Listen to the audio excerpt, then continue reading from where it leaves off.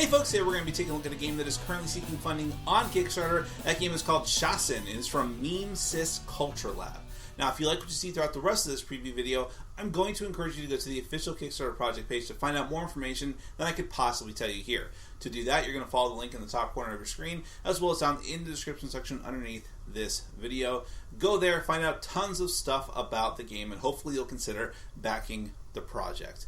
Now, Shasn is a competitive political territory control board game. In this case, though, the territory you are trying to control is actually the hearts and minds of voters in voting districts. You are right in the middle of your political campaign, and the way that the game is set up is that I think it's supposed to be India, but there's actually cards that you can use for both Indian elections and American sort of political themes as well. But regardless, it could just be any area that you want it to be.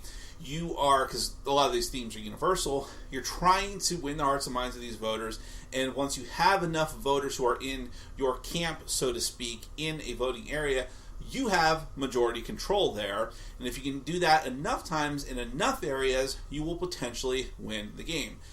But as these things go, as with real political campaigns, that is so much easier said than done. It takes a lot of resources, both money and fame and clout, in order to, this clout stuff is funny, man, in order to get what you need in order to influence those voters. And even then, you might run afoul of some salacious headlines or conspiracies, both against you and from your making, that you use against your political opponents. And all the while, you are trying to build up ideological points, so to speak, with these different ideological entities within your country, who are themselves figureheads that the public is looking up to. So do you try to follow their lead and try to follow their ideology? Do you betray that ideology? It's just like in real life, it can be a bit complicated, but I'm going to simplify it down for you with a prototype version of the game. We're going to do a little preview here of this version, but just do bear that in mind, that while some of the aesthetics and artwork that you see in the version I have here may be final, the component quality and things like that are certainly subject to change in the final version. You can expect it to be much higher quality, so on and so forth. But then in any event, when we are done with that, we are going to come back and discuss it further.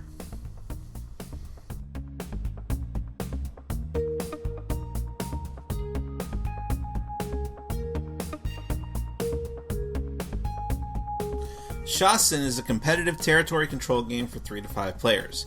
Each player is a politician trying to get elected to office by vying for majority control of different voting zones in their country. You do this by trying to have the most voters in each zone, but this is easier said than done. You'll need to gather resources for your campaign by sticking to an ideology or betraying that ideology, avoiding nasty headlines and behind-the-scenes conspiracies, win over the favor of major, powerful ideologues, gerrymander zones to your liking, and, at times, make coalitions with other players. When every zone has a clear majority of votes, the game ends, and whoever has the most majority votes is the winner of the game. To set up the game, lay out the game board, which is broken up into different zones with spaces to place voter pegs. Every zone has an indicator telling you how many voting pegs can fit in the zone and how many you need to have a majority. A smaller HQ board is placed near the main board. Here you will shuffle and place down the decks of headline and conspiracy cards, as well as the vote bank cards. During the game, 3 vote bank cards are typically left face up in their spots at all times near their deck, except on the first turn when they roll out slowly to keep the starting players from having too big of an advantage. Use the rest of the board for discard areas. Near the main board, you'll make a supply of the 4 different types of resource tokens: funds, clout, media, and trust. Each player starts with 1 of each token. Somewhere else, shuffle and leave the deck of ideology cards in their special box, so players can't accidentally see them before it's time. There's a set of cards for both India politics and United States politics. Every player gets a play mat in a different color. These mats have several features: a place to keep your resources, which max out at 12, places to put dormant and active conspiracy cards, and depictions of the game's 4 ideologues: the capitalist, the idealist, the supremo, and the showman. During the game, you'll place ideology cards that match each ideologue underneath their portrait, and it will tell you the quick versions of the powers you unlock for having 4 or 6 of such cards. Finally, give every player a set of voting tokens in their color, choose a random starting player, and begin the game. The first thing each player does on their turn is answer an ideology card. The player to your right will secretly look at the top card of the deck without showing you or anyone else the resources depicted on each side of the card. They'll then ask you a question, and the question is on both sides of the card, which you must respond to with a yes or no, and each side will have a little blurb saying what the yes answer is and what the no answer is. When you confirm your answer, you'll be given the proper resource tokens for your answer and slide the ideology card under your mat with the side that you chose facing up, which will also correspond to one of the different ideologues depicted on your board, as well as matching up the color. When you have 4 and then 6 of the same ideology type collected, you can access the powers of the ideologues, which can be things like stealing resources, trading resources, getting discounts on collecting voters, etc. After that, there are several other actions you can take on your turn. First, you can try and influence voters via the vote bank cards. Vote bank cards have a value of 1, 2, or 3, indicating the number of your voting pegs that you'll place in one zone if you purchase the card. The cards also indicate how many and what type of resources you'll need to discard in order to purchase the card. Once you've purchased a card and placed your voters in a zone, discard the card and replace it in the lineup with a new one from the deck. If you don't have a majority as indicated by the zone, your pegs stay upside down in the zone until a future point. If you do ever have a majority in that zone, you flip your tokens to the S side to indicate that they are worth points at the end of the game. Only extremely powerful cards and special abilities can break up majorities. Players can also team up in a zone to make a coalition, jointly sharing the majority at the end of the game. But if you have your own majority, not a coalition, you can also use a special gerrymandering power, which lets you move any one voter into an area where you hold majority or out of it to an adjacent area.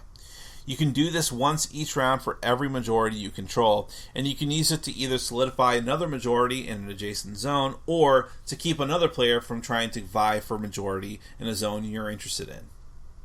Buying vote bank cards or using gerrymandering can let you put a peg into a volatile area that's marked with a black circle.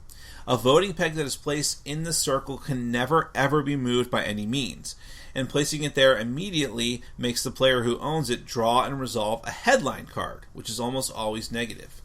There are either punishments for you or benefits for your opponents, and rarely opportunities for yourself, though you'll often have a choice as to how the card plays out. Conversely, you can directly purchase conspiracy cards, which are almost always a benefit to you.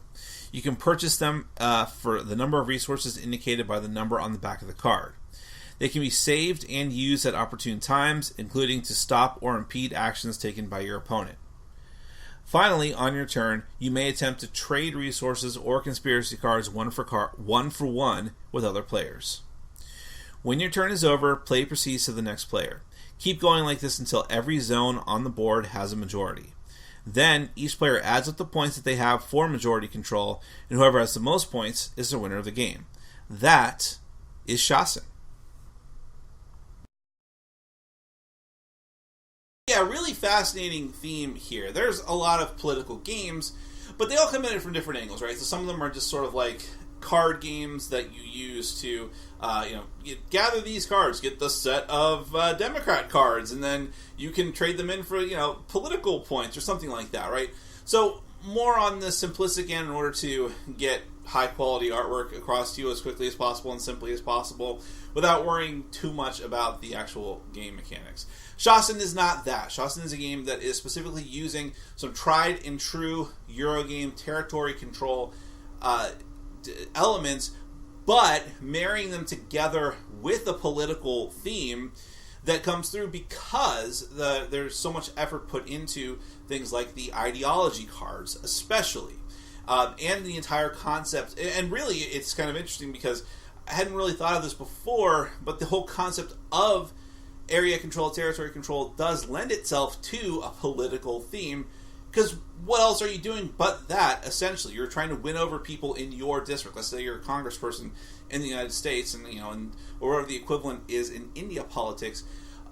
You're trying to win over these voters one by one in some cases, or group by group, however you have to do it. And it's just such a complicated process, and you have to really strain yourself in all these different directions ideologically in order to get a coalition together. And sometimes that coalition is with people you normally wouldn't want to work with, which, by the way, is expressed in this game by you working with the other players at times when you absolutely deem it necessary. If you think, hey, I'm not going to be able to get a majority here, the person I've been vying against is not going to, in this particular area, is not going to have enough to get a majority here, we can at least both get some points so that someone else doesn't get them, and try to weasel their way by making us fight against each other, weasel his way forward to the top of the polls. So sometimes you gotta politics makes for strange bedfellows, as the saying goes. So the theme really comes out in that, while really in game terms, simplistically, what you're doing is trying to have as many of your voting pegs out there as possible within an area. And once you can do that, which again is not easy, it's extremely difficult to have those flipped over and have you not have a majority anymore. But, different ways that you go about doing this. Do you rush to try to take over one area as securely as possible? Do you play the long game and try to spread your influence as much as possible, and then as the game goes on, you then start to solidify them one by one, even though that's a riskier maneuver, but gives you a little more flexibility? See, these are the types of game mechanics that area control and territory control lend themselves to, and in so many other games, and are on display here as well. But really, I think what the centerpiece of the game is are those ideology cards, where they have very real topics of politics from both of the countries that are involved directly in this game, India and the United States, and very real topical things that you read about on a daily basis, controversial things, and you have to answer yes or no. Now, it's a game, and so you can just answer, but you don't necessarily, unless you've memorized the cards, you're not going to know what those resources are. So you can answer with your heart and hope that you get the resources you need if you're really trying to, for instance, role play the game out. Or you can say, well, I really am trying to get this ideologue and his ideas and his coalition under my control so I can use their special powers and get some of the resource tokens they're most commonly associated with. So I'll just say whatever I need to say in order to get control of that. Again, it's your choice and it's your call, and it's very interesting how that plays out. And the different types of resources, again, adding to the theme: clout, funds, trust in the public, which maybe you don't have very much of, but you have enough of the other things to get you through, right?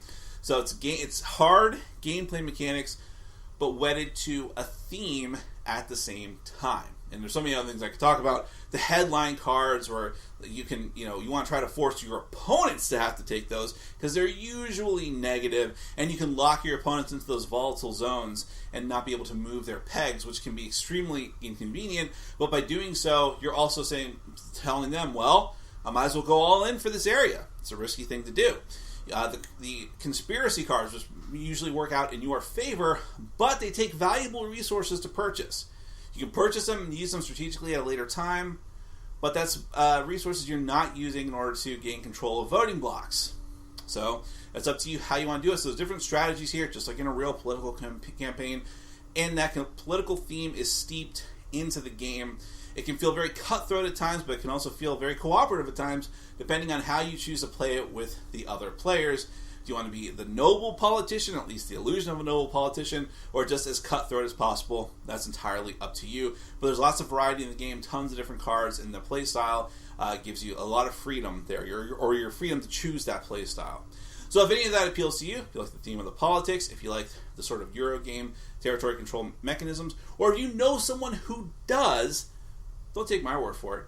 Go to the official Kickstarter project page and find out more information for yourself. You can do that by following the link in the top corner of your screen, as well as down in the description section underneath this video. That is Shasn from Memesys Culture Labs. Thank you so much for watching, and as always, for supporting our sponsors. Take care.